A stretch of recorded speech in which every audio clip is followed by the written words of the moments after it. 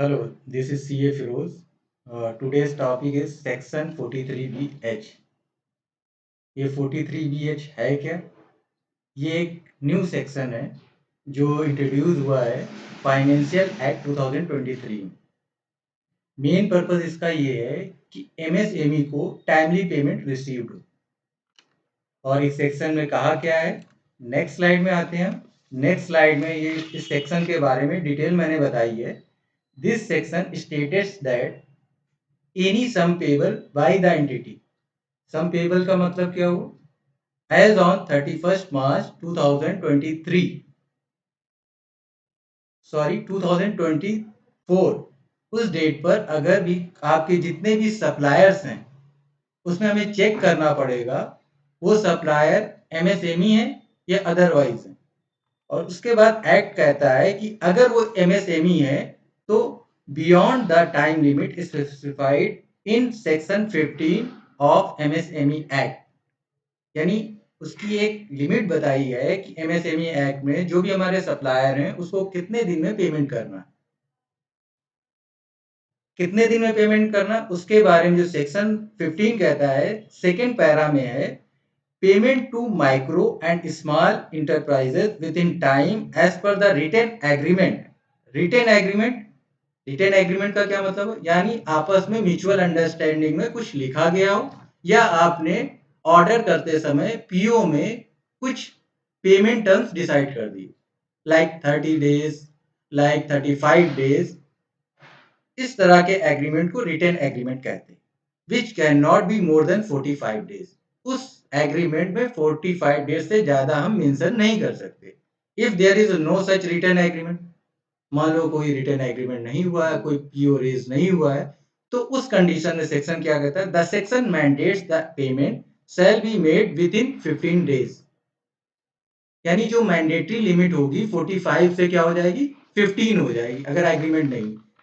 तो पहला पॉइंट ये है, हमें क्या करना है, अगर हमें एमएसएमई से डील करना है तो उनको पीओ रेज करना, उसमें पेमेंट टर्म लिखनी, अदरवाइज वो 15 डेज का हमारे पास अप्लीकेबल हो जाएगा।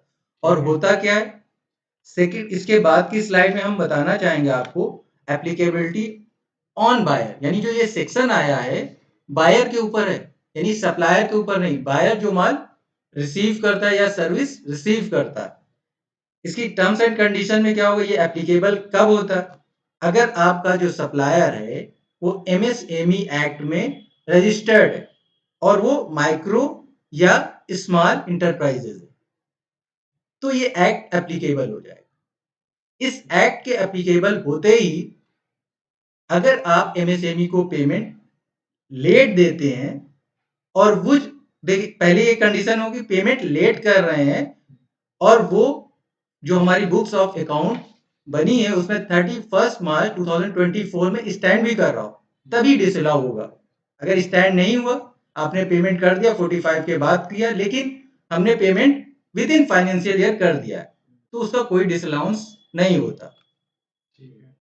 Next one, non applicability on buyer, यानी इसका मतलब है अगर हम सप्लाई ले रहे हैं एमएसएमई से, हमारे ऊपर ये सेक्शन एप्लीकेबल नहीं होगा। उसकी कंडीशन है, पहले में ये बताया गया है not registered under MSME act. अगर वो रजिस्टर्ड ही नहीं, मान लीजिए वो स्मॉल है लेकिन वो रजिस्टर्ड नहीं है, तो वो आपके ऊपर 43BH एप्लीकेबल नहीं होगा। सेकेंड वन, मीडियम इंटरप्राइजेस है, उसके ऊपर भी एप्लीकेबल नहीं होगा, क्योंकि ये सिर्फ स्मॉल और माइक्रो के ऊपर एप्लीकेबल है।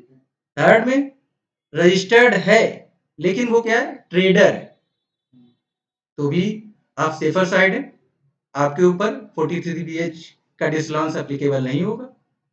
इसके बाद ये तो हमारी सप्लायर की कंडीशन होगी। अगर हम खुद बायर जिसने माल खरीदा है एमएसएमई से, वो अगर आईटीआर फाइल कर रहा है under section 44AD, ADF, 44A, यानी ये सारे प्रिजम्पटिव टैक्सेशन के सेक्शन है, इसमें क्या होता है, ना ही आपको अकाउंटिंग मेंटेन करनी, ना ही आपको ऑडिट करानी। अगर इस सेक्शन में वो आईटीआर फाइल करते हैं तो वो भी, उनके ऊपर भी 43BH एप्लीकेबल नहीं होता। This is today's topic. Thank you for all listener. Thank you very much.